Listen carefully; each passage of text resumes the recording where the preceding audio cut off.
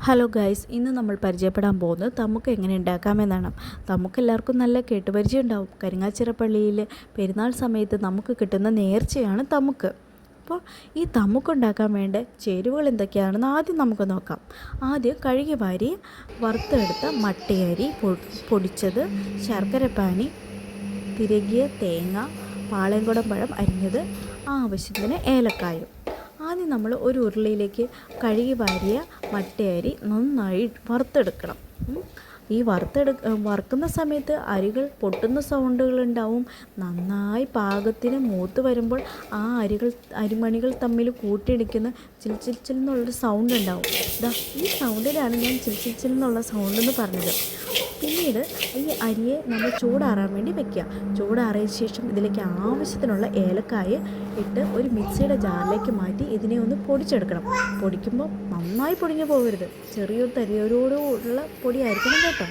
അതിലേക്ക് ഇത് ഒരു പാത്രത്തിലേക്ക് അരി പൊടിച്ച ഒരു പാത്രത്തിലേക്ക് മാറ്റിയ ശേഷം നമ്മൾ തിരികെ വെച്ച് തേങ്ങയും പഴവും ശർക്കരപ്പാനിയെല്ലാം ഇത് ചേർത്ത് കൊടുക്കണം. ആദ്യം നമ്മൾ ചേർത്ത് കൊടുക്കാൻ പോകുന്നത് തിരികെ തേങ്ങയാട്ടോ. ഈ തിരികെ തേങ്ങനെ നമ്മൾ ഈ അരിപ്പൊടിയിലേക്ക് ഇട്ടിട്ട് ഒന്ന് മിക്സ് ചെയ്തെടുക്കണം. അതിനെ ഒന്ന് മിക്സ് ചെയ്ത് നല്ലൊരു മിക്സായി കഴിയുമ്പോഴത്തേനും ഇതിലേക്ക് നമ്മൾ പാളയംകുടം പഴം അരിഞ്ഞു വെച്ചിരിക്കുന്നത് ചേർത്ത് കൊടുക്കണം. ഈ പാളയംകുടം പഴം കൂടുതലിട്ടാലും കുഴപ്പമൊന്നുമല്ല കേട്ടോ, അതിനൊരു സ്വാദുണ്ട്. അതിനുശേഷം ഈ പഴം കൂടി ഇട്ട് നമ്മൾ മിക്സ് ചെയ്തതിന് ശേഷം ഈ പഴത്തിൻ്റെയും തേങ്ങയുടെയും നനവെല്ലാം ഈ അരിപ്പൊടിയിലേക്ക് കുതിർന്നിട്ടുണ്ടാവും. ഈ കുതിർന്ന ഒരു നല്ല നനവായി കഴിയുമ്പോഴത്തേനും നമ്മൾ ഇതിലേക്കാണ് ശർക്കരപ്പാനിയെ ഒഴിച്ചു കൊടുക്കുന്നത്.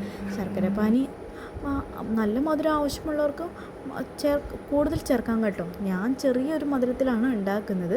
അപ്പോൾ ഞാൻ ഒരു 3-4 സ്പൂണ് ശർക്കരപ്പാനി ഒഴിച്ചു കൊടുത്തിട്ട് നന്നായി അങ്ങ് ഇളക്കിയെടുത്തതിന് ശേഷം നല്ല ഒരു സ്മെല്ല് ആ സമയത്ത് തന്നെ വരുന്നുണ്ട് കേട്ടോ. നല്ല സ്മെല്ലാണ്, വായിക്കൂടെ വെള്ളം വരുന്നു. അത്ര നല്ല ഉണ്ടാക്കി വന്നപ്പോഴത്തേക്കും നല്ല സ്മെല്ലും കൂടി ആയപ്പോഴത്തേക്കും അപ്പം തന്നെ കഴിക്കാൻ തോന്നി. അപ്പം തന്നെ ഒരു പ്ലേറ്റിലേക്ക് അതിനെ മാറ്റി. ഇതാണ് ഫൈനൽ ലുക്ക്. അപ്പോൾ എല്ലാവരും ഈ റെസിപ്പി ട്രൈ ചെയ്യില്ലേ? ഇഷ്ടപ്പെട്ടവർ ലൈക്ക് ചെയ്യുക, കമൻറ്റ് ഇടാനും മറക്കരുത് കേട്ടോ. അപ്പോൾ അടുത്ത വീഡിയോയിൽ കാണാം.